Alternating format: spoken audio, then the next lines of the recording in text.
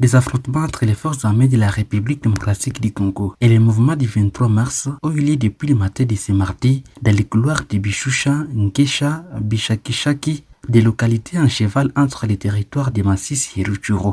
Cette situation a provoqué une panique et un déplacement massif de la population à Kichanka et environ. Ce village de Kichanka s'est réveillé sous des tirs en armes lourdes et légères attendus depuis les quartiers situés dans la périphérie nord-est du chef-lieu de la chefferie du Machali. Nous sommes dans la province du Nord Kivu. Des témoins sur place rapportent que les rebelles du M23 ont lancé un assaut tous les matins contre 3 positions, notamment celles des groupes armés APCLS Kambuzi, NDCR de Guido et de FRDC érigés à Ouli à 4 km de Kichanka. Des rebelles ont débordé dans le parc national de Virunga et ont atteint ce matin Ouli dans le groupement Bishusha où ils ont attaqué des positions des patriotes et celles des FRDC. Depuis 4 heures locales, des tirs en armes lourdes et légères se font attendre depuis les périphériques nord-est. Même ici au centre où nous nous retrouvons, on écoute des tirs sporadiques, rapportent des journalistes basés à Kichanka. Cette situation est à la base des déplacements des habitants à Kichanka. Nombreux quittent les quartiers riverains de l'état-major du régiment de l'armée congolaise et trouvent refuge au centre de cette agglomération de plus de 105 000 habitants. À Sibla-Kichanka, les M23 viseraient à asphyxier des entités périphériques et couper l'unique route des contours, aujourd'hui entre Butembo et Goma, crée le pasteur Bouchoubiche Georges, vice-président du comité local de paix et développement CLPD de la chefferie du Bachali. Maintenant, il y a un calme précaire au centre, mais autour des 5 heures, des tirs étaient une tasse. Maintenant, les combats semblent se dérouler dans le parc national de Virunga, dans la périphérie de Kichanka. En attaquant Kichanka, il risque d'asphyxier plusieurs entités de Bachali et Bwito qui n'ont aujourd'hui que Kichanka comme centre de ravitaillement. C'est un important centre commercial de plus de 105 habitants et qui a 4 aires de santé qui servent plusieurs localités. Kichanka est également un grand centre de refuge pour des habitants qui fuient les combats dans les Bwito. Nous avons ici des grands camps de déplacés. En fait, Kichanka c'est l'unique contour qui reste pour ceux qui viennent du Grand Nord, notamment Butembo pour rejoindre Goma. L'axe Rutshuru pour rejoindre Goma. L'axe Rutshuru est à couper, il passe par Kanyabayonga, Kibirizi, Nyanzale, Mweso et Kichanka avant d'atteindre Goma, explique le pasteur Bouchoubiche Georges. Les sources officielles précisent que les forces armées de la République démocratique du Congo FARDC et des résistants ont bloqué la progression du M23 qui voulait couper la route Kichanka-Masisi. Les résistants et les FARDC ont créé une résistance et repoussé les M23 jusque dans le parc national de Virunga. Les détonations en armes lourdes et légères s'éloignent de la cité de Kichanka depuis quelques heures maintenant. Dans les Rutshuru, les habitants signalent des mouvements des rebelles du M23 vers Kichanka. Ce sont des combattants qui ont quitté Nyamilima.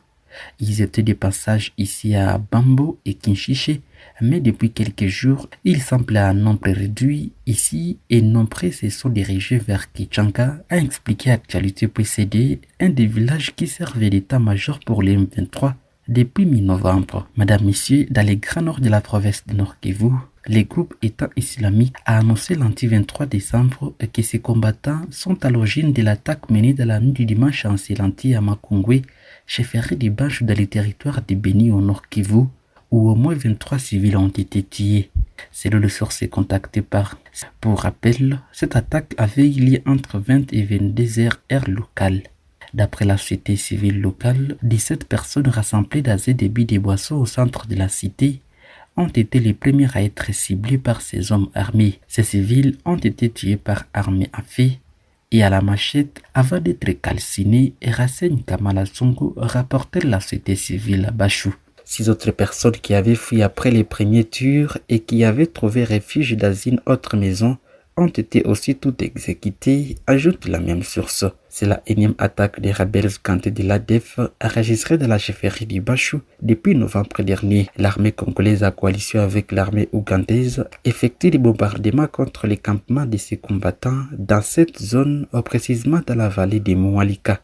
Les bombardements dans la zone ont permis la libération de plusieurs otages. Des sources officielles parlent des 4 otages des forces démocratiques et alliées ADF-MTM qui ont été libérés ce mardi 24 janvier 2023 par les forces armées de la République démocratique du Congo FARDC, le long de la rivière Talia de la chefferie des Banchou à territoire de Béni de la province du Nord Kivu.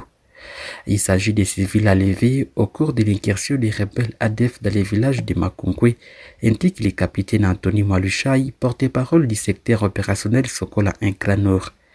Il fait savoir que ces 4 civils déjà libérés sont parmi les 10 civils emportés par les rebelles ADF lors de cette attaque.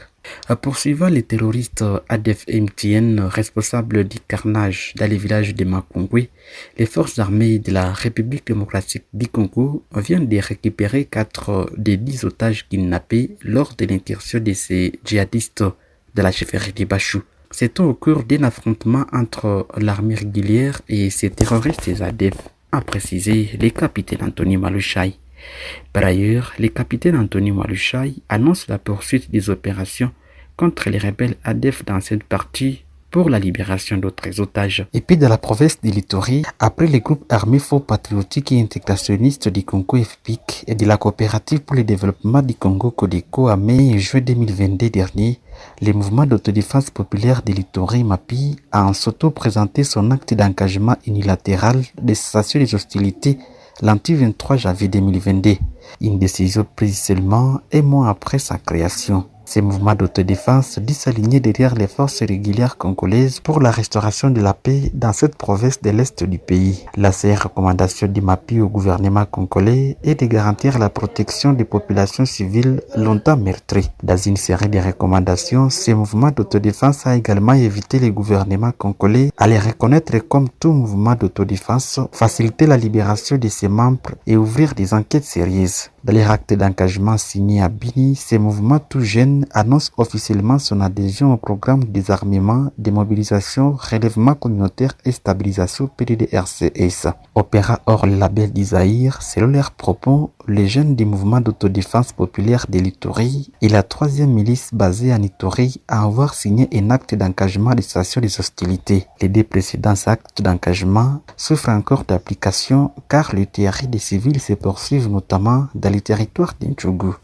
De l'autre côté, la prison centrale de Kalemi continue à enregistrer des morts régulièrement à la suite des mauvaises conditions de détention, selon le responsable de cette maison carcérale. Le lundi 23 janvier, le secrétaire général du ministère de la Justice à mission en Kalemi a visité cette maison pénitentiaire pour faire les constats. Construite en 1928 pour une capacité de 250 personnes, cette prison est en séjour surpeuplée avec 900 détenus. Une cellule de 9 mètres sur 5 peut accueillir une centaine de détenus, impossible pour eux de dormir confortablement. Ils dorment à tour de rôle, souligne le directeur de la prison. Dans la cellule, la chaleur est étouffante et les odeurs des toilettes suffocantes. Ces mauvaises conditions carcérales sont à la base de diverses maladies comme la tuberculose, ajoute le directeur de la prison. Pendant ce temps, l'infirmerie manque de médicaments et matériel médical pour assurer la prise en charge des détenus. Cette situation condamne les détenus à une mort certaine, a affirmé les responsables de cette prison. Les bâtiments de la prison présentent lui des fissures au mur et des pavements s'affaissant en certains endroits. Conscient de ces problèmes, le secrétaire général du ministère de la Justice a promis des solutions urgentes, notamment le désengorgement de la prison. Mesdames et messieurs, c'est par là que nous arrivons à la fin de ce mini-journal. Merci de suivre Afro Info 43. N'oubliez pas d'activer la petite cloche de notification pour ne rater la prochaine de nos vidéos. Likez, partagez nos vidéos et surtout, n'hésitez pas à nous laisser votre commentaire. Je suis Richard Maliro Kakule, Butembo pour Afro Info 43.